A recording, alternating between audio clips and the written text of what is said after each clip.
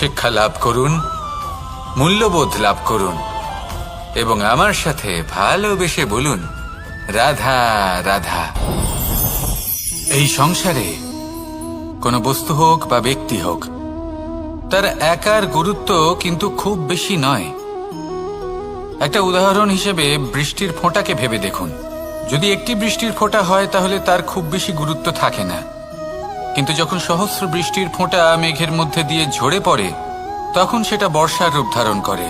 সেই বর্ষা যা এই প্রকৃতিকে শান্ত করে।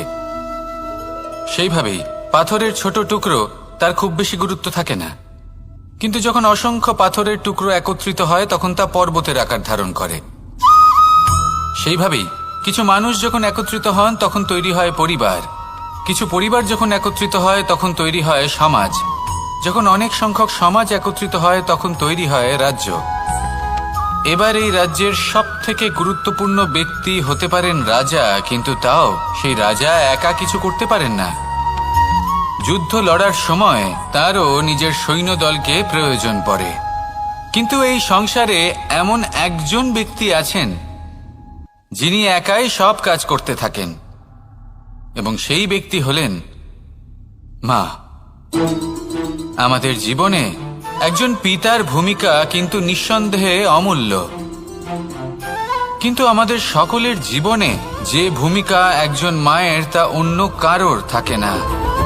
একজন মা একাই সন্তানকে বড় করতে পারেন, সংস্কারী করে তুলতে পারেন, তার জন্য পরিশ্রম করেন।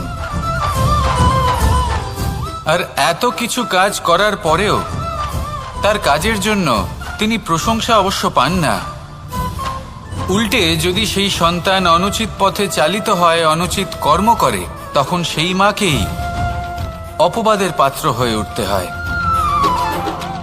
আমাদের জীবনে মায়ের যোগদান কতটা সেটা বুঝুন। আপনাকে বড় করে তোলার জন্য উনি কতটা পরিশ্রম করেছেন সেটা বুঝুন। আজ থেকে, এখন থেকে, এই মুহূর্ত থেকে মাকে সম্মান করতে শিখুন।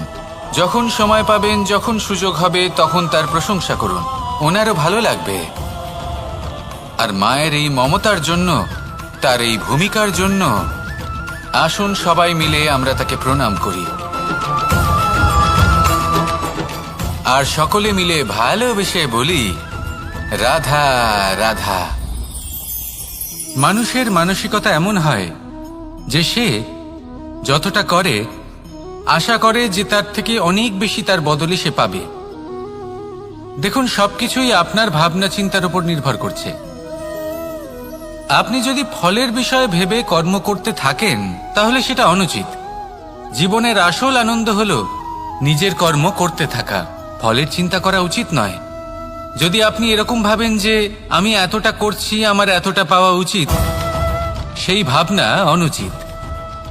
যদি আপনি সেবার মানসিকতা নিয়ে কর্ম করতে থাকেন, কর্মচক্রে প্রবাহিত হন, যদি আপনি এমন ভাবনা রাখেন যে আমি এতটা পাচ্ছি তাই এর থেকে অনেক বেশি আমি কর্ম করব, তাহলে নিশ্চিতরূপে আপনি যতটা করছেন তার থেকে অনেক বেশি আপনি পাবেন, আপনার আশার থেকে অনেক বেশি আপনি পাবেন। শুধু জীবনে অনেক বেশি কাজ করতে থাকুন, ফলের চিন্তা করবেন না। আর মনে রাখবেন, এই ভাবনাই সব থেকে বড় বীজ। কর্মের উপর বিশ্বাস রাখুন, জীবনে যা যা আপনি চান সবই সুখময় হবে। আসুন আর আমার সাথে ভালোবেসে বলুন